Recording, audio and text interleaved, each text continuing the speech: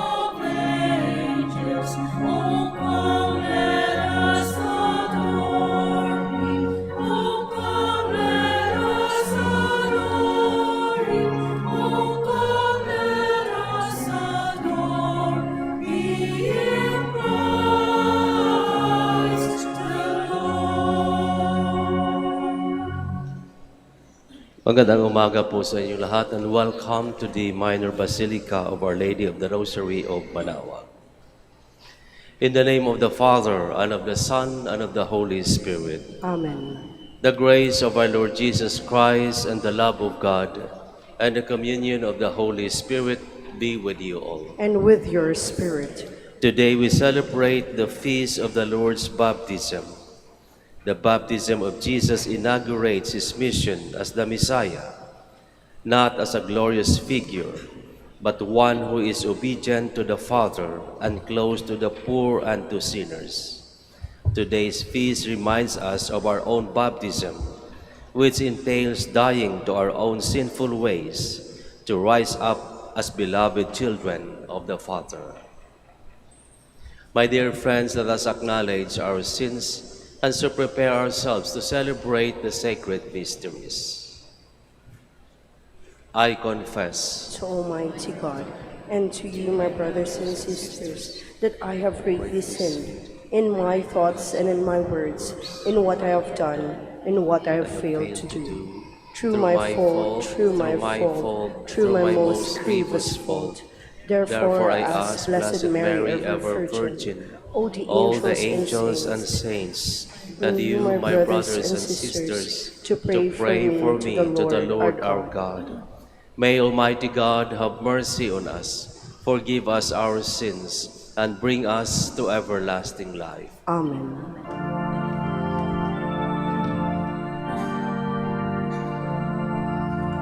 Lord, have mercy. Lord, have mercy. Christ, have mercy. Christ, have mercy. Lord, have mercy. Lord, have mercy.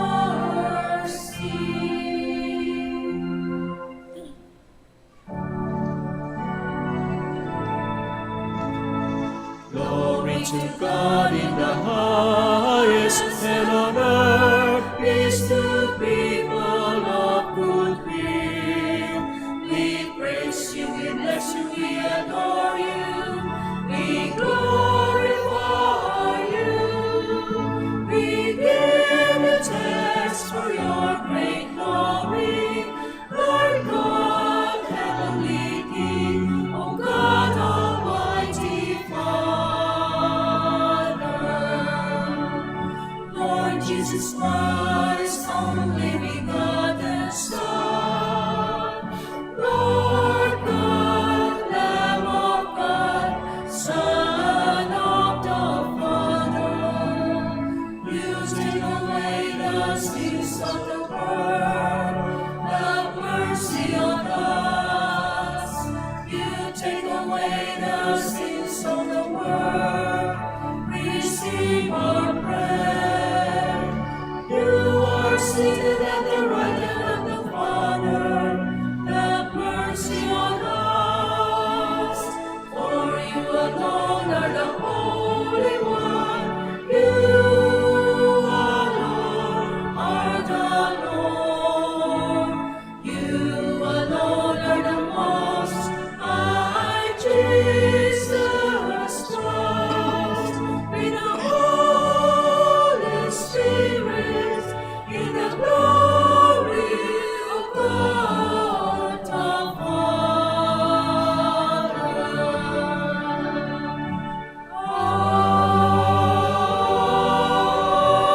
Amen. Let us pray. Almighty, ever-living God, who when Christ had been baptized in the river Jordan, and as the Holy Spirit descended upon him, solemnly declared him your beloved Son, grant that your children by adoption, reborn of water and the Holy Spirit, may always be well-pleasing to you. Through our Lord Jesus Christ, your Son, who lives and reigns with you in the unity of the Holy Spirit, God forever and ever. Amen. Please be seated. Isaiah describes the vocation, mission, and suffering of God's servant who will come to save his people. This mysterious servant mirrors the image of the Lord Jesus, with whom the Father is well pleased. A reading from the book of the prophet Isaiah. Thus says the Lord, "Here is my servant whom I uphold, my chosen one, with whom I am pleased, upon whom I have put my spirit. He shall bring forth justice to the nations, not crying out, not shouting, not making his voice heard in the street. A bruised reed he shall not break, and a smoldering wick he shall not quench, until he establishes justice on the earth. The coastlands will wait for his teaching. I, the Lord, have called you for the victory of justice. I have grasped you by the hand. I formed you and set you as a covenant of the people, a light for the nations, to open the eyes of the blind, to bring out prisoners from confinement, and from the dungeon those who live in darkness. The word of the Lord. Thanks be to God.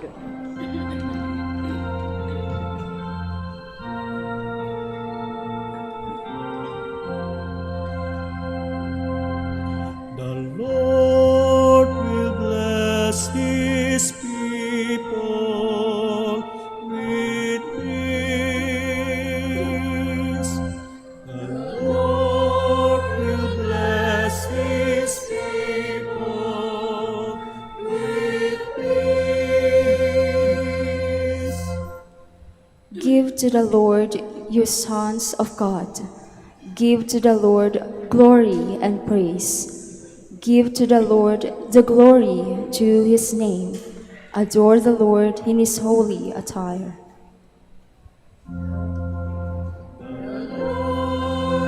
Bless his people with peace. The voice of the Lord is over the waters, the Lord over vast waters. The voice of the Lord is mighty, the voice of the Lord is majestic.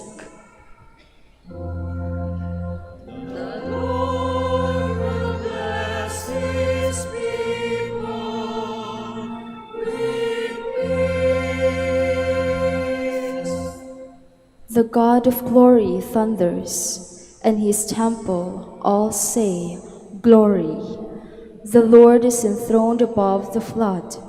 The Lord is enthroned as King forever.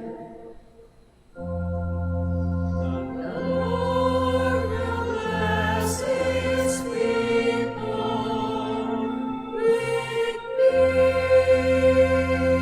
peace. Peter explains the pagan Cornelius and his household that God has brought salvation to Jews and pagans alike through the mission of Jesus. A reading from the Acts of the Apostles.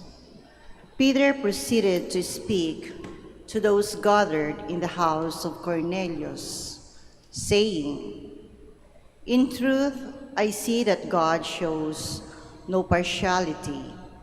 Rather, in every nation, whoever fears him and acts uprightly is acceptable to him. You know the word that he sent to the Israelites, as he proclaimed peace through Jesus Christ, who is Lord of all. What has happened all over Judea, beginning in Galilee after the baptism that John preached, how God anointed Jesus of Nazareth with the Holy Spirit and power. He went about doing good and healing all those oppressed by the devil, for God was with him. The word of the Lord. Thanks be to God. Please stand.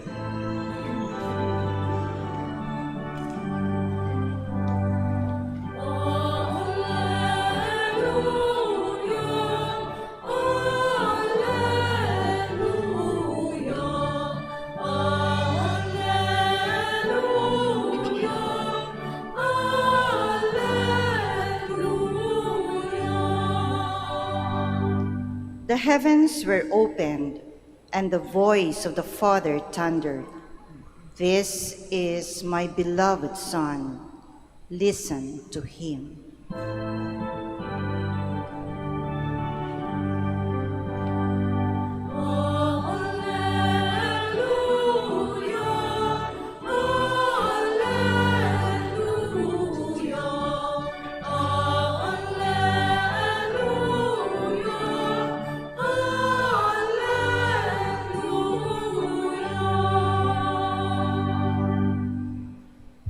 The Lord be with you. And with your spirit. A reading from the Holy Gospel according to Saint Matthew. Glory to you, O Lord.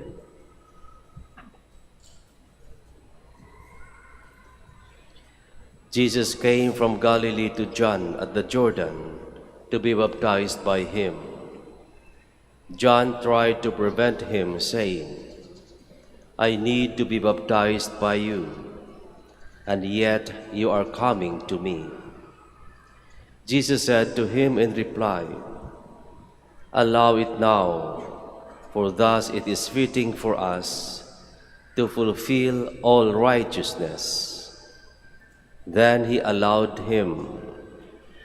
After Jesus was baptized, he came up from the water, and behold, the heavens were opened for him, and he saw the Spirit of God descending like a dove and coming upon him. And a voice came from heaven, saying, "This is my beloved Son, with whom I am well pleased." The Gospel of the Lord. Praise to you, Lord Jesus Christ. Please be seated.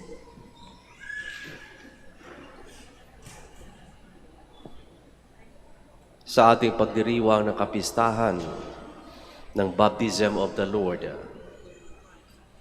tayo'y pinalalahanan at tayo'y inanyayahan ng simbahan ng ating Ebanghelyo na pagnilayan ang ating katayuan, our status as children of God. When Jesus came to John to be baptized by him, when he came out from the water, a voice was heard from heaven saying, "This is my beloved Son, in whom I am well pleased." Ito ang aking pinakamamahal na anak. Tayo din ay pinakamamahal ng Panginoon Diyos. Kung ating titingnan ang sakramento ng binyag at ang ating sariling binyag, atin din makikita kung gaano tayo kamahal ng Panginoong Diyos.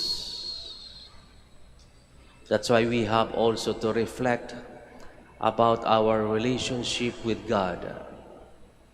If we are willing to live as beloved children of God. Ang Panginoong Jesus ay sinunod ang kalooban ng Ama. Siya ang pinakamamahal na anak. At dahil dito, lahat ng kalooban ng Ama ay kanyang tinupad. Tayo din ay mayroong responsibilidad upang sundin ang kalooban ng Ama. Before I entered the seminary, one of the requirements was to submit our baptismal certificate. At doon ko nalaman kung ilang linggo bago ako bininyagan. 6 weeks after my birth, I was baptized. Nalaman ko kung sino ang aking mga ninong at ninang at kung sino yung pari na nagbinyag sa akin. At siguro ay maganda rin nating tingnan upang ating mapagnilayan Kailan ba tayo bininyagan? Sino ba ang ating mga ninong at ninang? Sino ba ang paring nagbiniyag sa atin? Sapagkat mula dito sa baptismal certificate na ito ay ating mapatunayan na tayo nga ay ang pinakamamahal na anak ng Diyos. At dahil tayo ay mahal na mahal ng Panginoon, inaasahan din mula sa atin na tayo'y mamumuhay alinsunod sa kalooban ng Diyos. Ano ang kalooban ng Diyos para sa atin? Na tayo maging mabuti sa lahat ng pagkakataon.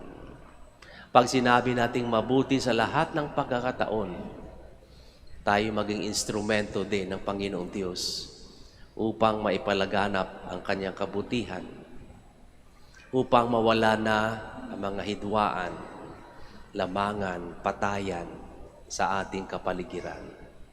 Sapagkat mga bagay na ito ay hindi alinsunod sa ating katangian bilang anak ng Diyos. Ang Panginoong Hesus, kahit mahirap, ay sinunod niya ang kalooban ng Ama sapagkat siya ay anak ng Diyos. Tayo din, sa paglabas dito sa simbahan, tayo inanyayahan na sa tulong at grasya ng ating Panginoon ay ating maisabuhay ang ating katangian bilang mga anak ng Diyos. Sikapin natin mula sa loob ng ating sariling pamamahay, sa loob ng ating tahanan, tayo ba'y nabubuhay bilang mga anak ng Diyos? Sapagkat kung palagay natin ay salungat pa sa kalooban ng Diyos ang ating mga ginagawa, ito na ang tamang panahon, perfect timing for us to reflect and to repent and to live as truly children of God. Anak ng Diyos, marunong magmahal, marunong magpatawad, marunong tumulong sa kanyang kapwa, at higit sa lahat, pinagsisikapan na sundin ang kalooban ng Panginoon. Ito po ang ating dasal sa araw na ito, sa linggong ito. Nawa sa pagtatapos ng panahon ng Kapaskuhan sa araw na ito, ay ating pagsikapan na ating maisabuhay ang ating dangal bilang anak ng Diyos. We all stand now to profess our faith. I believe in one God, the Father Almighty, maker of heaven and earth, of all things visible and invisible. I believe in one Lord Jesus Christ, the only begotten Son of God, born of the Father before all ages, God from God, light from light, true God from true God, begotten, not made, consubstantial with the Father. Through him all things were made, for as man and for our salvation, he came down from heaven, and by the Holy Spirit was incarnate of the Virgin Mary, and became man. For our For our sake he was crucified under Pontius Pilate. He suffered death and was buried, and rose again on the third day, in accordance with the Scriptures. He ascended into heaven, and is seated at the right hand of the Father. He will come again in glory to judge the living and the dead, and his kingdom will have no end. I believe in the Holy Spirit, the Lord, the giver of life, who proceeds from the Father in his Son. With the Father and the Son is adored and glorified, who has spoken through the prophets. I believe in one holy, Catholic, and Apostolic Church. I confess one baptism for the forgiveness of sins, and I look forward to the resurrection of the dead and the life of the world to come. Amen. Amen. Jesus came to be baptized in the Jordan, so that through the cleansing waters of baptism, he might heal our sinful nature. Let us now pray to the Father, that we may live up to our dignity as children of God. We pray, Lord, listen to your people. Lord, listen to your people. May the people of God have a renewed appreciation of the sacrament of baptism, which constitutes the foundation of communion for all Christians. We pray. Lord, listen to your people. May we be faithful to our baptismal calling to be other Christs, who continues mission of sharing God's goodness to people around us. We pray. Lord, listen to your people. May parents and godparents be faithful to their duty of raising their children in the knowledge of the Catholic faith and in obedience to God's commandments. We pray. Lord, listen to your people. May those who exercise authority in the Church and in government learn from the example of Christ, who followed God's will in humility and faithful service. We pray. Lord, listen to your people. May the Lord keep safe those who travel today, give comfort to the sick and the suffering, and welcome to paradise the faithful departed. We pray. Lord, listen to your people. Let us pray for the urgent concerns of our community and our personal intentions.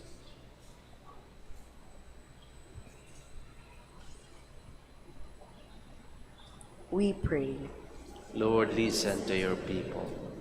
Heavenly Father, grant that we may be faithful to Jesus, to whom we belong by our baptism in water and the Spirit. We ask this through the same Christ our Lord. Amen. Please be seated.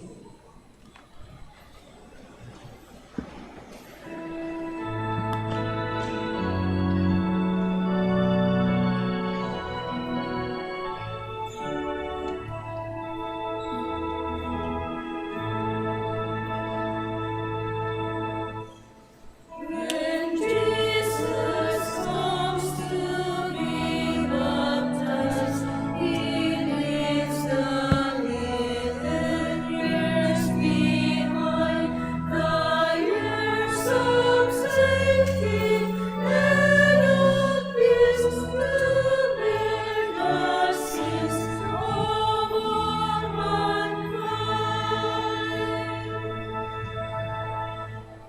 The Spirit of the Lord comes down, anoints the Christ to suffering, to preach the word, to free the bound, and to the mourner comfort bring. Please stand. Pray, my dear friends, that my sacrifice and yours may be acceptable to God, the Almighty Father. May the Lord accept the sacrifice at your hands for the praise and the glory of his name, for our good and the good of all his holy church. Accept, O Lord, the offerings we have brought to honor the revealing of your beloved Son, so that the oblation of your faithful may be transformed into the sacrifice of him who willed in his compassion to wash away the sins of the world, who lives and reigns forever and ever. Amen. The Lord be with you. And with your spirit, Lift up your hearts. we lift him up to the Lord. Let us give thanks to the Lord our God. It is right and just. It is truly right and just, our duty and our salvation, always and everywhere to give you thanks, Lord, Holy Father, Almighty and eternal God. For in the waters of the Jordan, you revealed with signs and wonders a new baptism, so that through the voice that came down from heaven, we might come to believe in your word dwelling among us, and by the Spirit's descending in the likeness of a dove, we might know that Christ your servant has been anointed with the oil of gladness and sent to bring the good news to the poor. And so with the powers of heaven we worship you constantly on earth, and before your majesty without end we acclaim. Holy, holy, holy, Lord God of hosts. Heaven and earth are full of your glory, Hosanna in the highest. Blessed is he who comes in the name of the Lord. Hosanna in the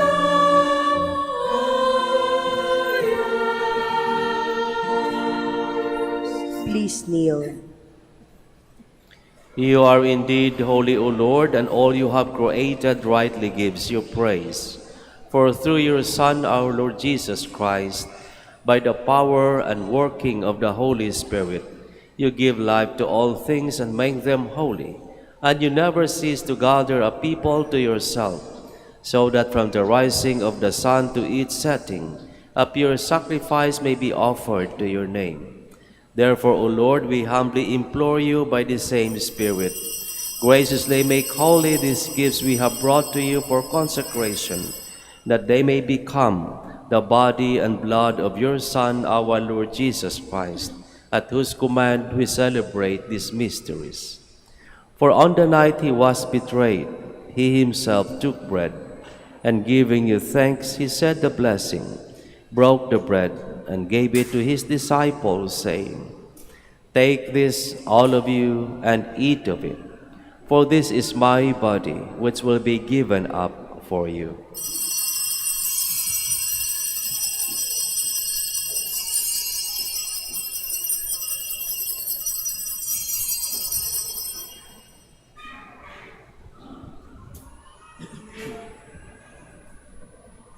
In a similar way, when supper was ended, he took the chalice, and giving you thanks, he said the blessing, and gave the chalice to his disciples, saying, "Take this, all of you, and drink from it, for this is the chalice of my blood, the blood of the new and eternal covenant, which will be poured out for you and for many, for the forgiveness of sins. Do this in memory of me."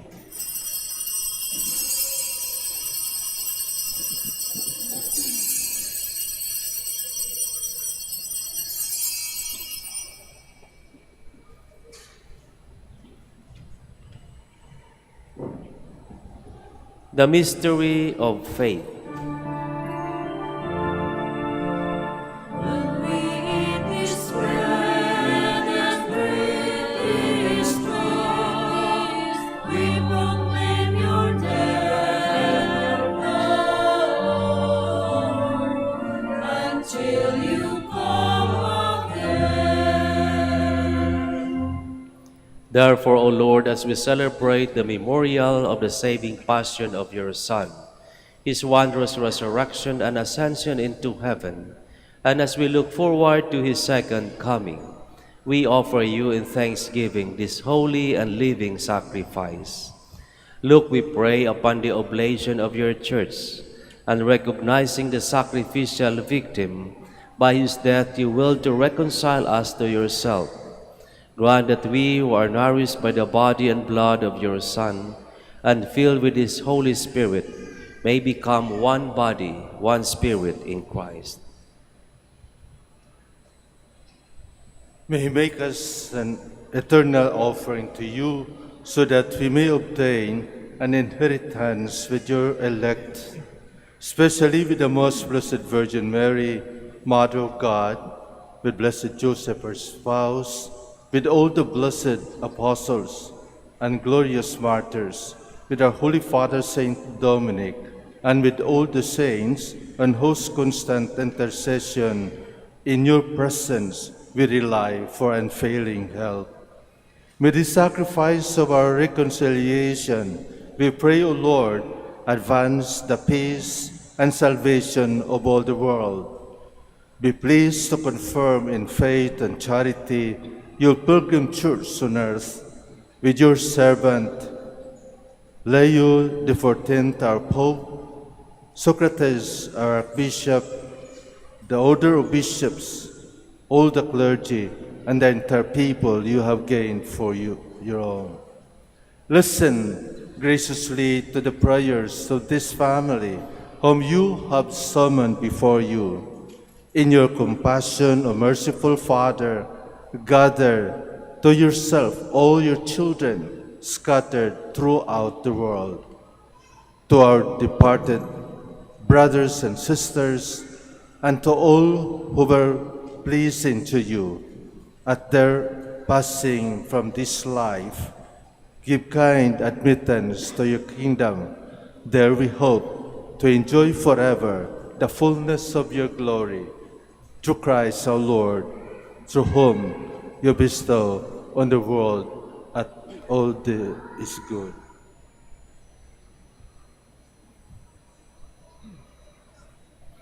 Through him, and with him, and in him, O God, Almighty Father, in the unity of the Holy Spirit, all glory and honor is yours forever and ever.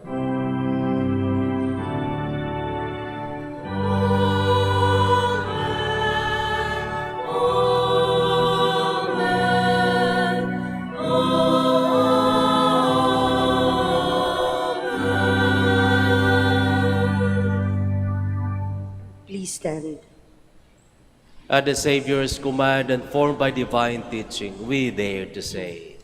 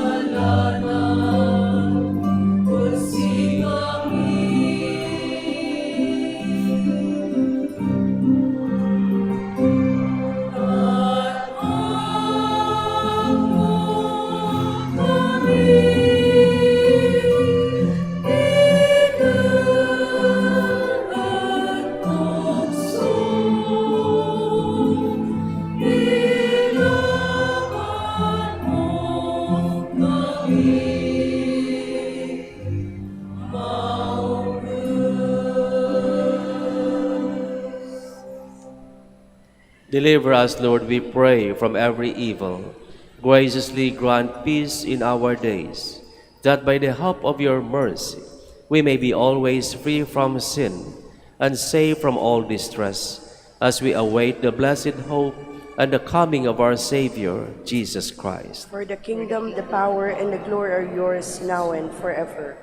Lord Jesus Christ, who said to your apostles, "Peace I leave you, my peace I give you," look not on our sins, but on the faith of your church, and graciously grant her peace and unity in accordance with your will, who live and reign forever and ever. Amen. The peace of the Lord be with you always. And with your spirit. Let us offer each other the sign of peace.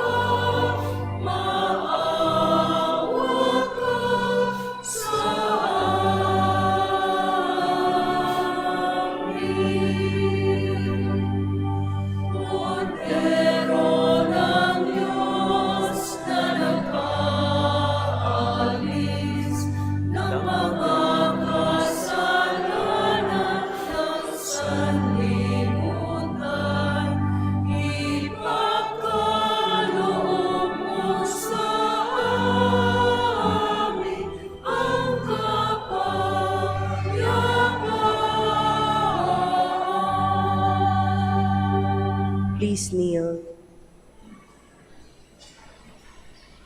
Behold the Lamb of God, behold him who takes away the sins of the world. Blessed are those called to the supper of the Lamb. Lord, I am not worthy that you should enter under my roof, but only say the word and my soul shall be healed.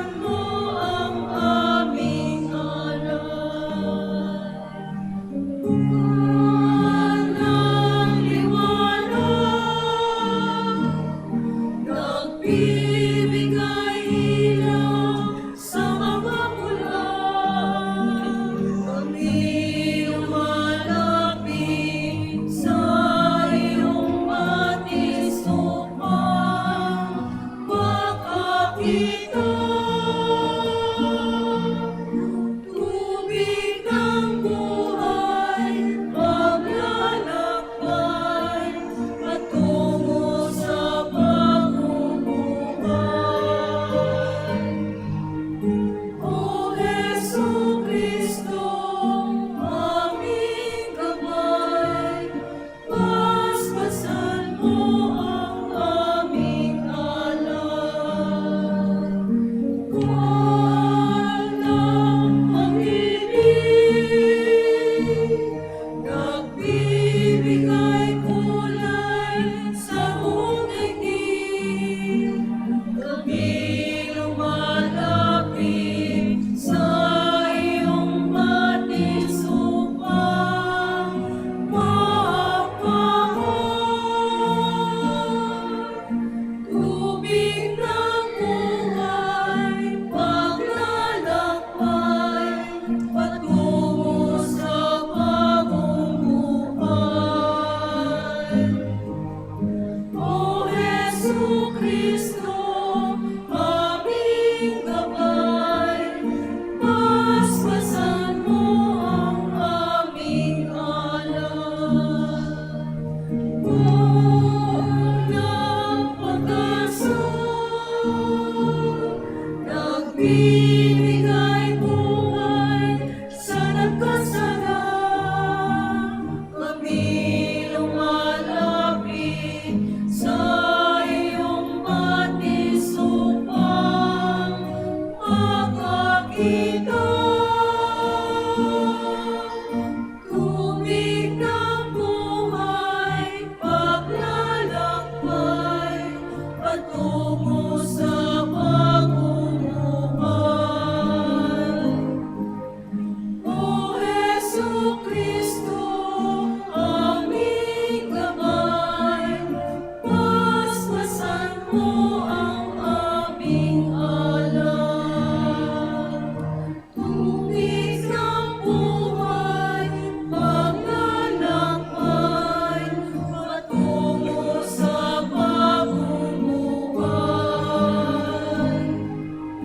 O Jesucristo, aming gabay, paspasan mo ang aming alay.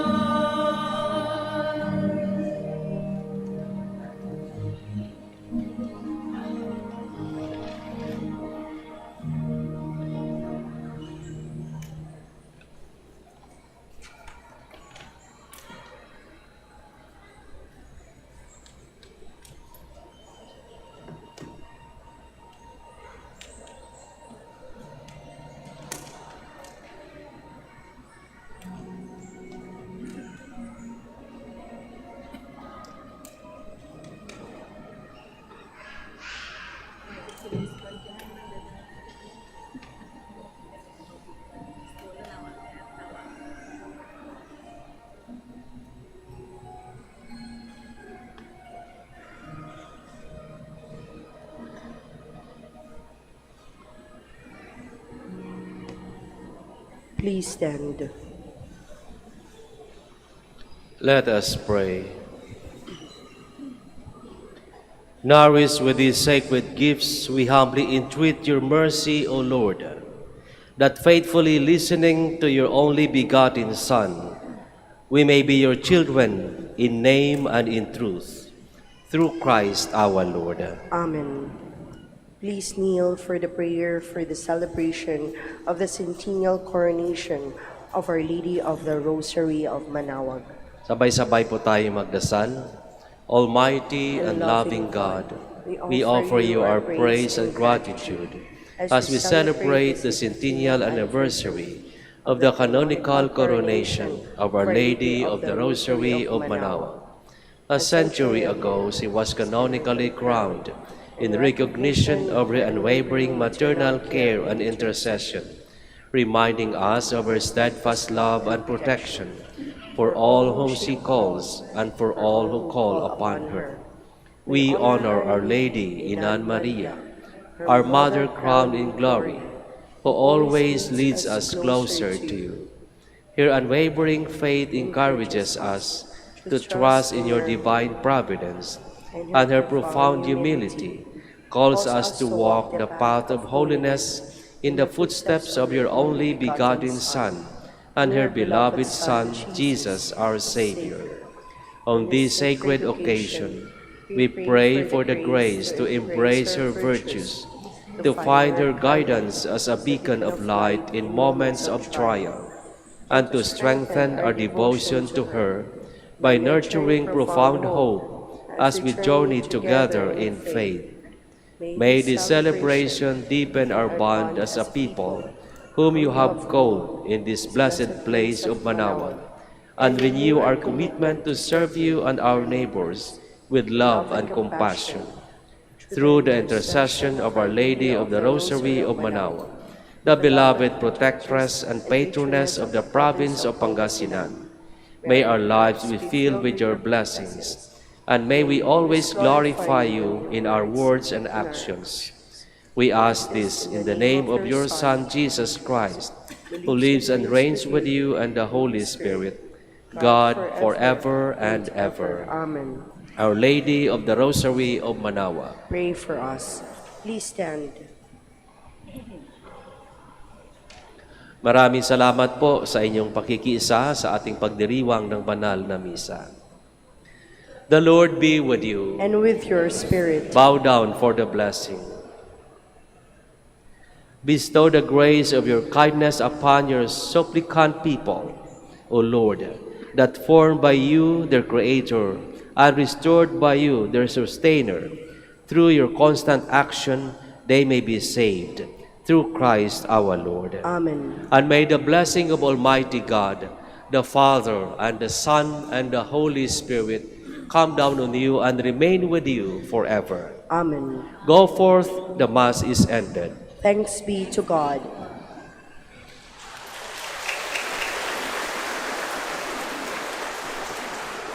Prayer for the blessing of the sick.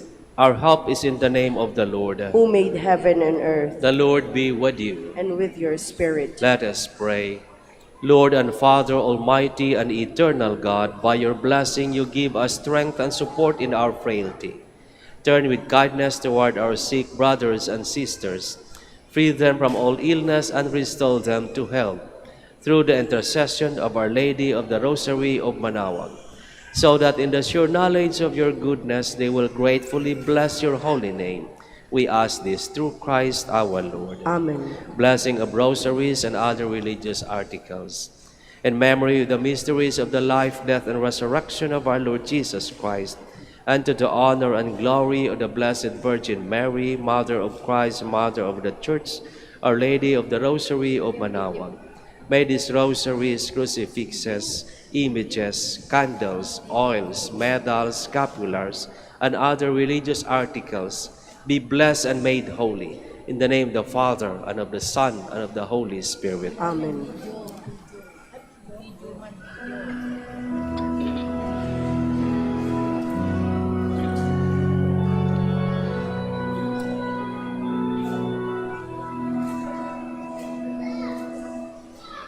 When